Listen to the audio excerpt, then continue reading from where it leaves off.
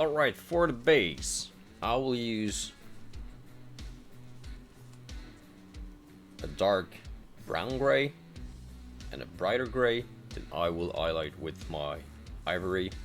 So you see, I'm trying to stay away from neutral gray, as I want to have some colors into the rocks that are on the base. The metallic part will be the exact same thing as the side, so I will just start and base coat everything, as I will use the contrast black Templar on the old base.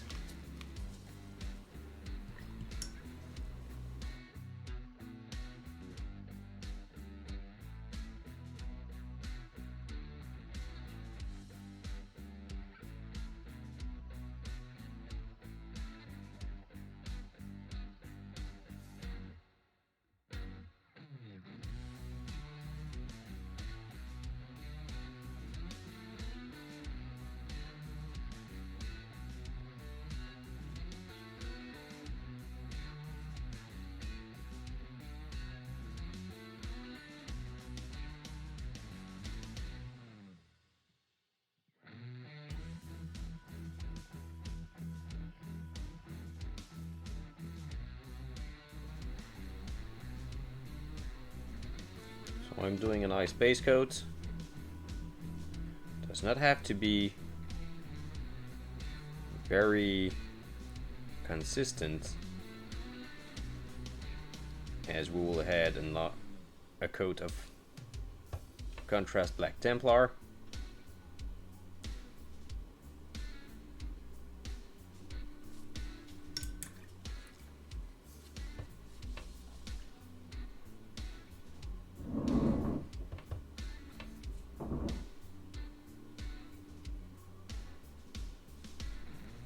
And I will do the pipes another color.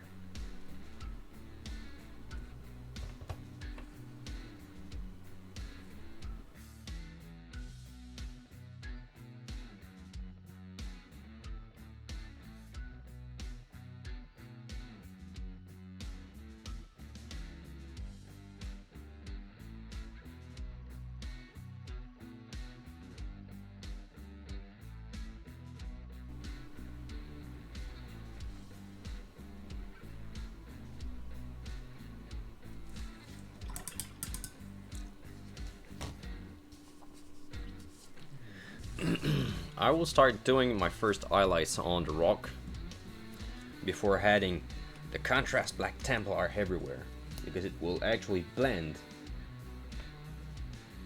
my first highlight.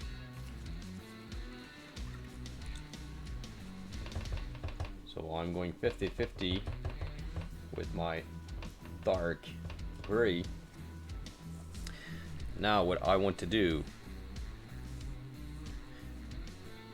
is to go around the rocks like this, to edge highlight each rock, and then make some random patterns on them.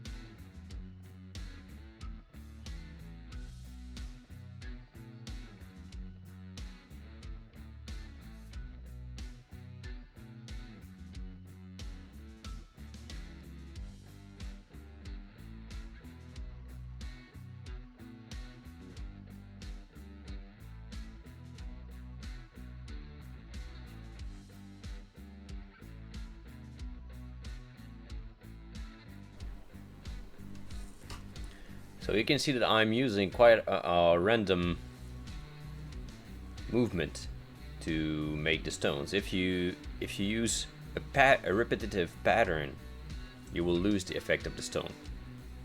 Okay, at this point I will add the black contrast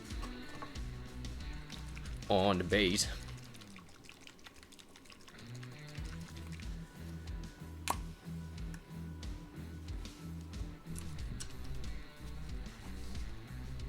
For this, you can thin it down so it's not too aggressive.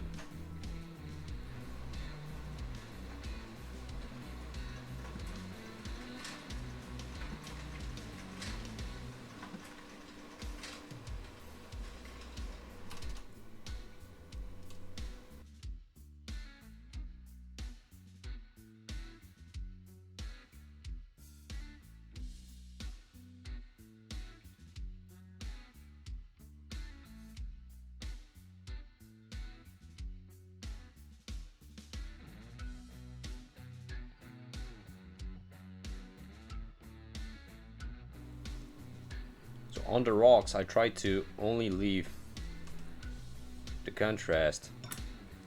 I dilute it until it's going mostly only in the cracks. And if I want, I can just clean it, clean the excess.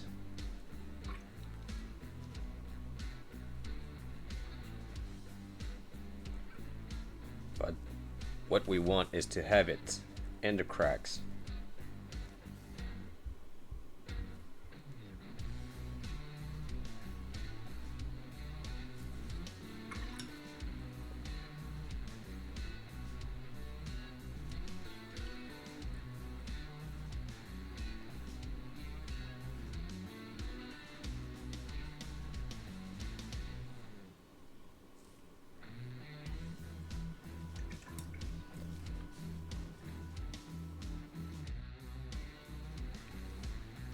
So the base is dry now. I will start back doing my highlight exactly as I was doing them. But I will use those dark spots that the contrast did to add more depth to the base.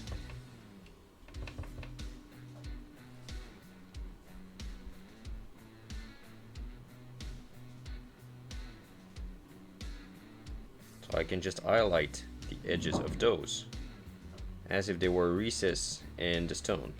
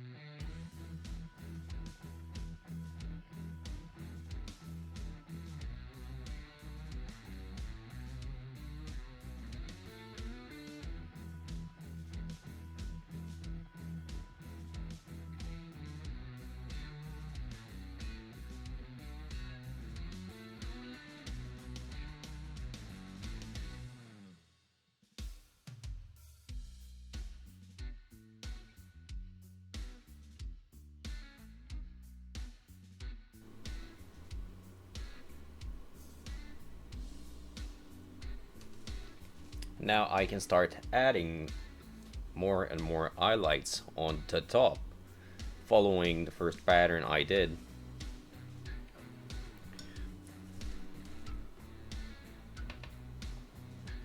So now I will go with my pure rainy gray, which is my lighter gray, and then I will start adding layers with ivory mixed in.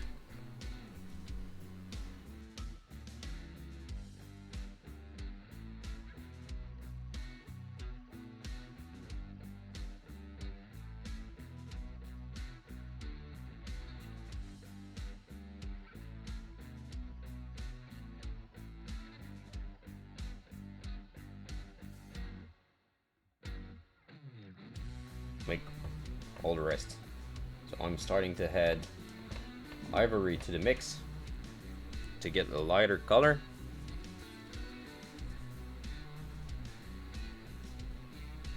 I will aim at the edges, trying to get some non-uniform pattern.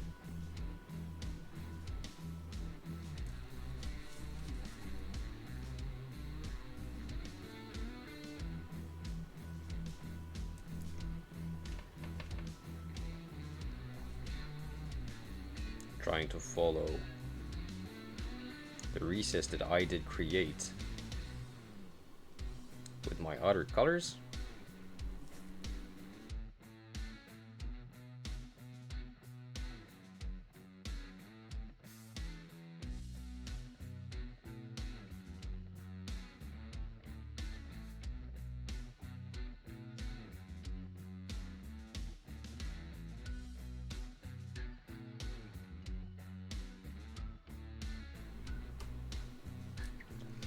This, and then a bit more ivory again, just to make some very strong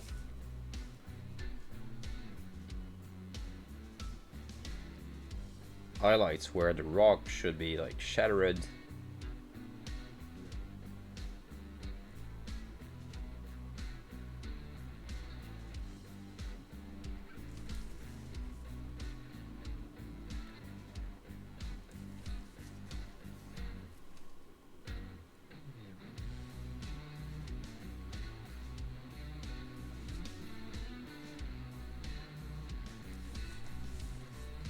There it is. So I will do this on every stone, and then we will add some glazes to add color, some green, things like that, brown, green. So I will just accelerate the video while doing the rest of the stones.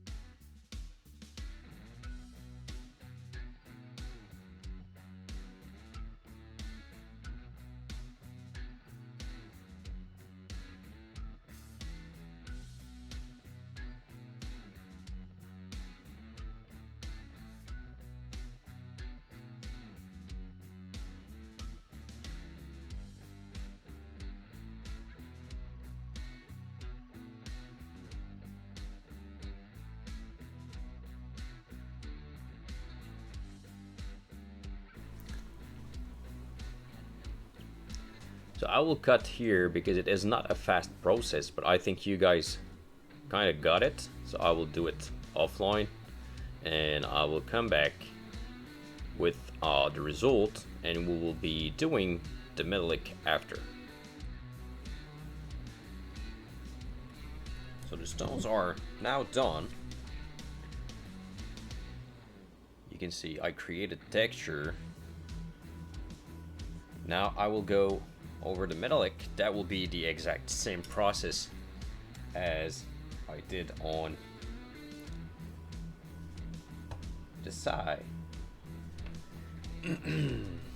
So I'm taking my dark metallic. I'm starting to. I will take a bigger brush, a stippling brush, and this time I will kind of stipple a bit, as this is not very nice, a very nice metal. I will even roast it. So I'm stippling.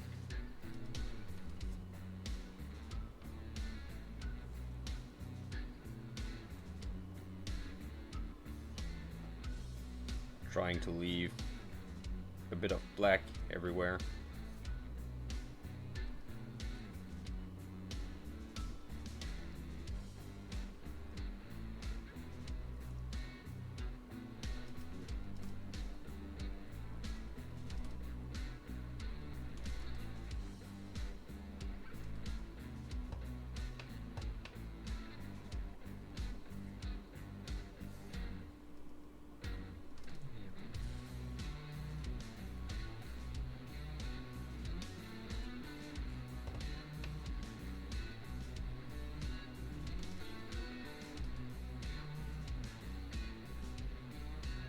I can dry brush very lightly the top here, just to its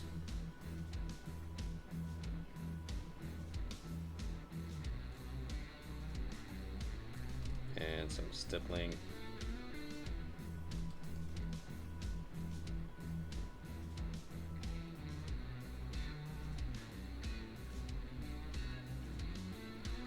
So I will do the same with my light color. I will take just a little bit. Don't need much, just a little bit.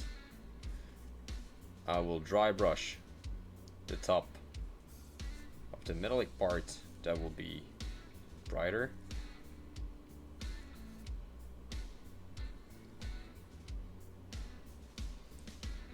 And I will do some very gentle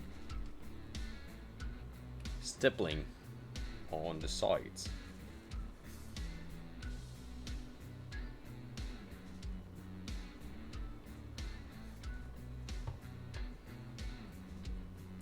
I really don't want to have much on my brush. I just want to stipple very lightly.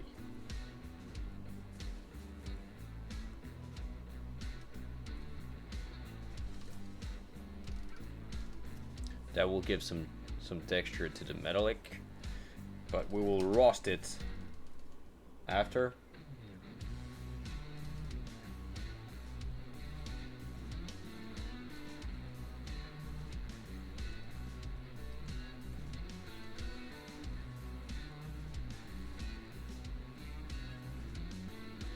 Like this.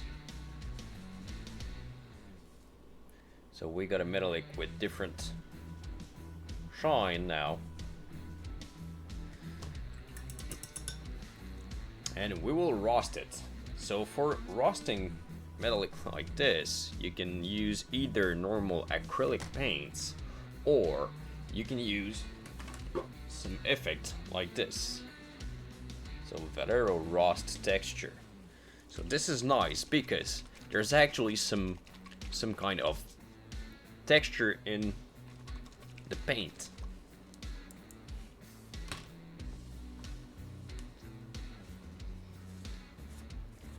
I will try to show it.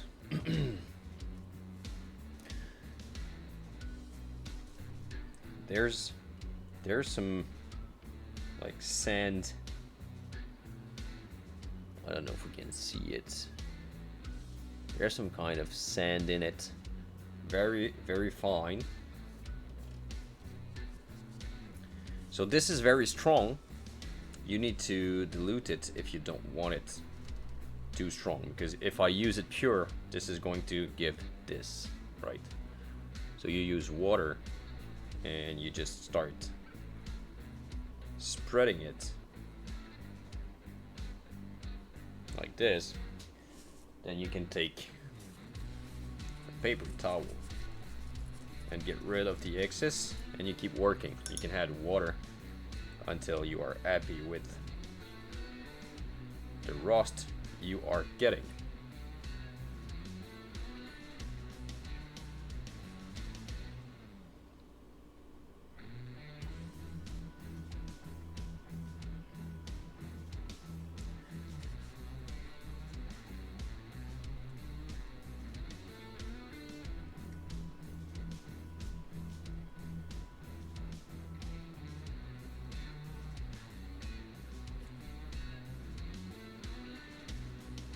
Some places you will want to add more, some places less.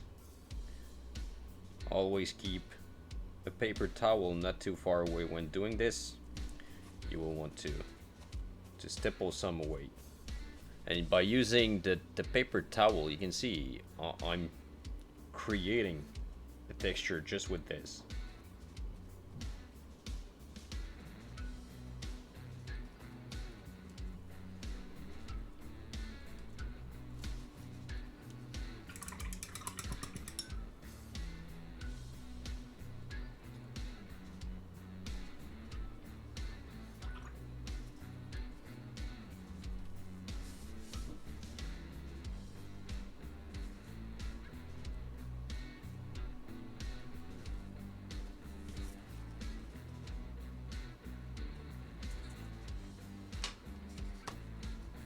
This is the first coat of rust. The next step will be adding some brighter rust, but we'll have to let it dry. But you can see that's already quite cool. I will use an orange yellow, like this.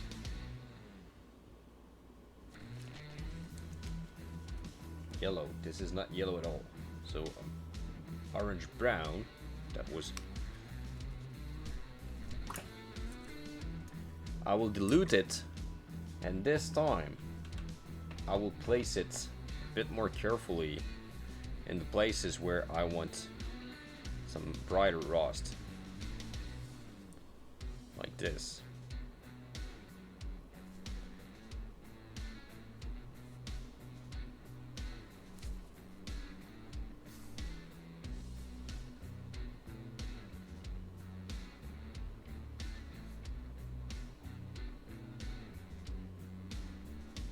Normally that would be all at the bottom, like this, and around the rivets.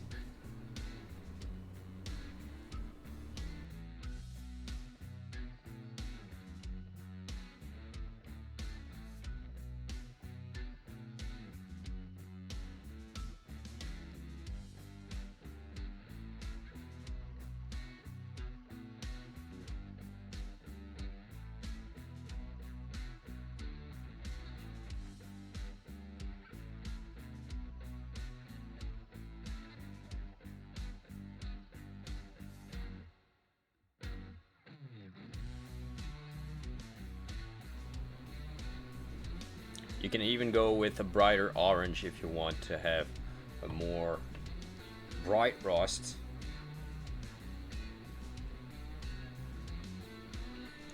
It's all up to you.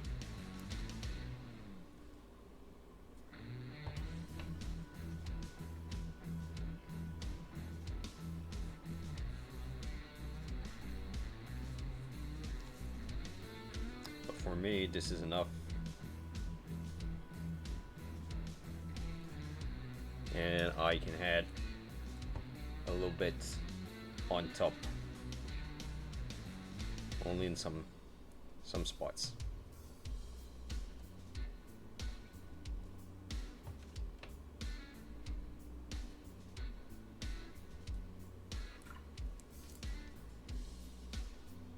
There you go. I will let that dry. There will be the pipes and the glazing of the base, and we'll be almost done with that model.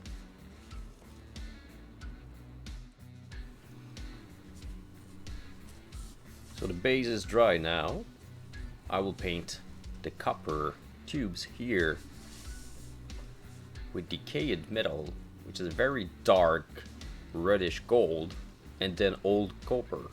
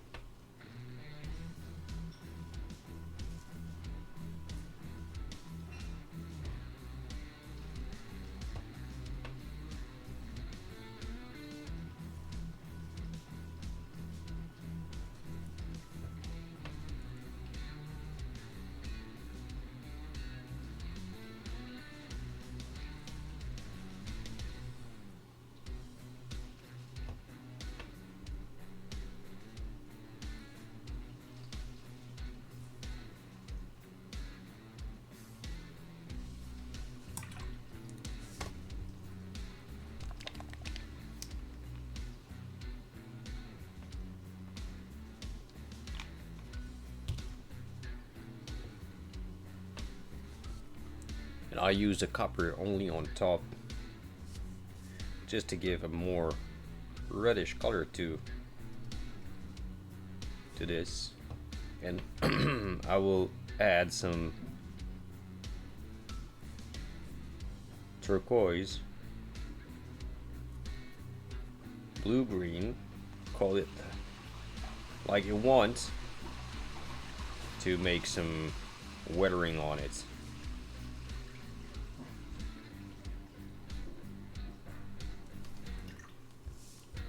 Like this.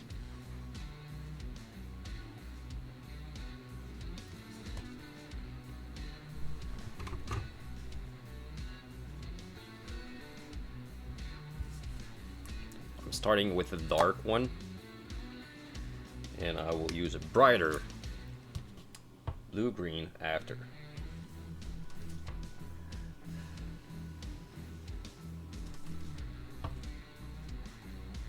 So I dilute it, and I mostly only put it around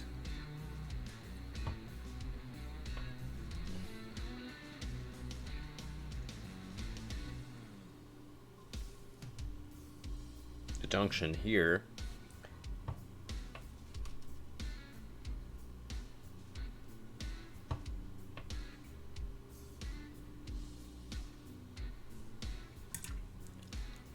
And inside the tubes.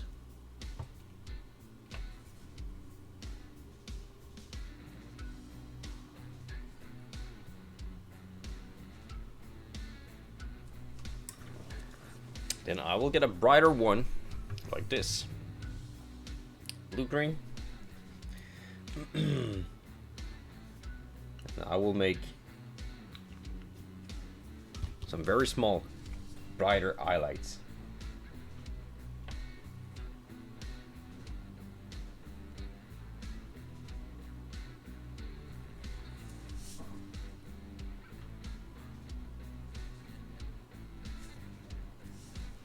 Like this. There we go. I had some on the fingers. Not a big deal. Right.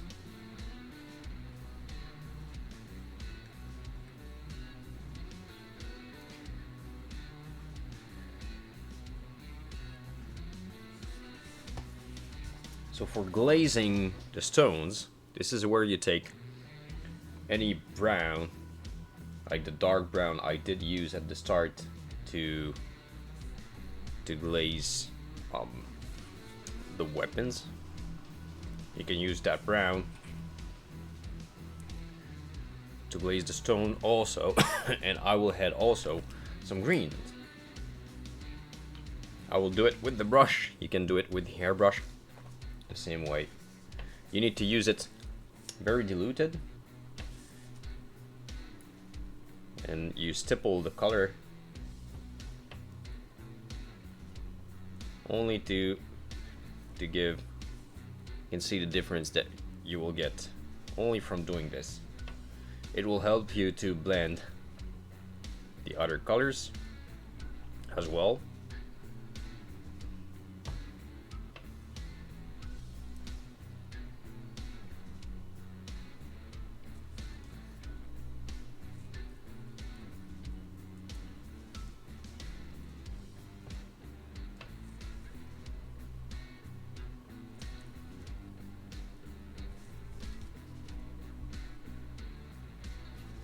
And then some green. We'll use this dark green, and you do the same thing.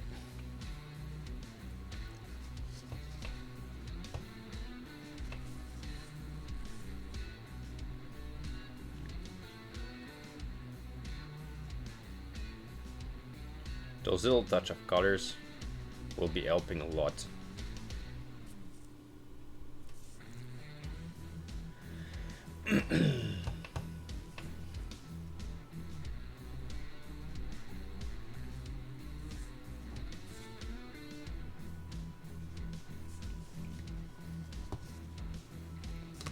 We will add some dry pigments at the end, but that would be it for the base. The only thing that is left is adding the dry pigments.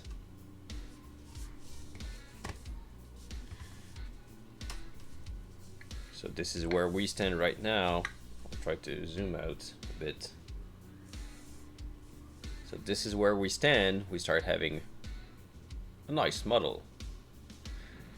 So the next step will be increasing the shadows on the skin and starting the airbrush glazing on everything. So that will be the last steps